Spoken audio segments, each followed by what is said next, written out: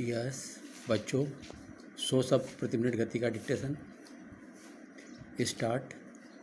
चीनी सेना ने लद्दाख की गलवान घाटी में जैसी घिनौनी और नीच हरकत की, उसके बाद भारत के सामने इसके अलावा अन्य कोई उपाय नहीं कि उसे माकूल जवाब दिया जाए।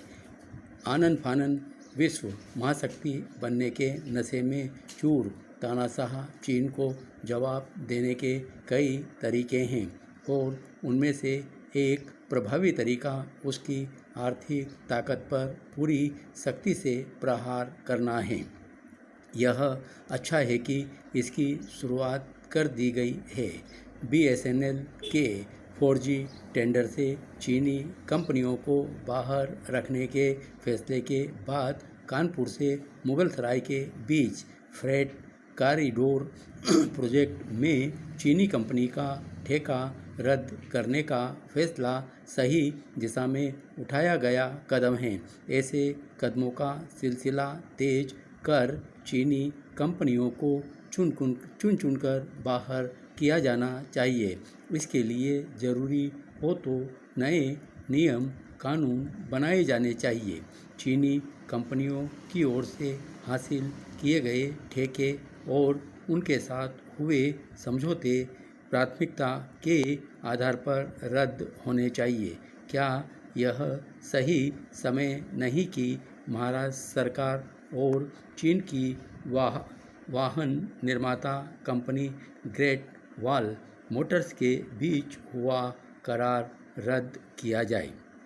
दुर्भाग्य से यह करार उसी दिन हुआ जिस दिन चीनी सेना ने गलवान घाटी में भारत की पीठ पर वार किया।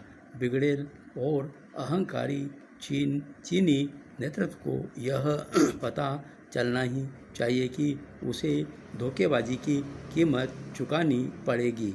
आर्थिक व्यापारी मामलों में चीन पर निर्भरता कम करने के लिए यह आवश्यक ही नहीं अनिवार्य है कि आत्मनिर्भर भारत अभियान का एक बड़ा लक्ष्य ही यह बने कि चीन से आयातित माल के भरोसे नहीं रहना और देश में काम तलाश रही उसकी कंपनियों पर हर हाल में अंकुश लगाना है। निसंदेह तत्काल प्रभाव से इस पर अमल करना एक कठिन काम अवश्य है, लेकिन अगर दृढ़ इच्छा हो तो कुछ भी संभव है।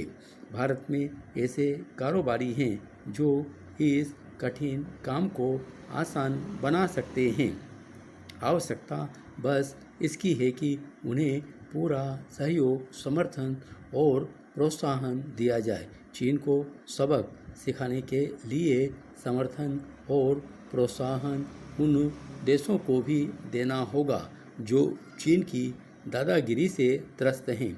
यदि भारत चीन की अखंडता और संप्रभुता का सम्मान करने के लिए तैयार नहीं तो फिर उसकी एक चीन नीति का भी समर्थन करने से स्पष्ट इनकार किया जाना चाहिए। वैसे भी इस छल कपट भरी नीति का मकसद हांगकांग और ताइवान को तिब्बत की तरह हड़पना है। भारत को विश्व मंचों पर यह संदेश देने के लिए भी सक्रिय होना होगा कि चीन अपनी तानाशाही दुनिया पर नहीं थोप सकता और उसे विश्व शांति के लिए सबसे बड़ा खतरा बनने से रोकने की सख्त ज़रूरत है। Thank you.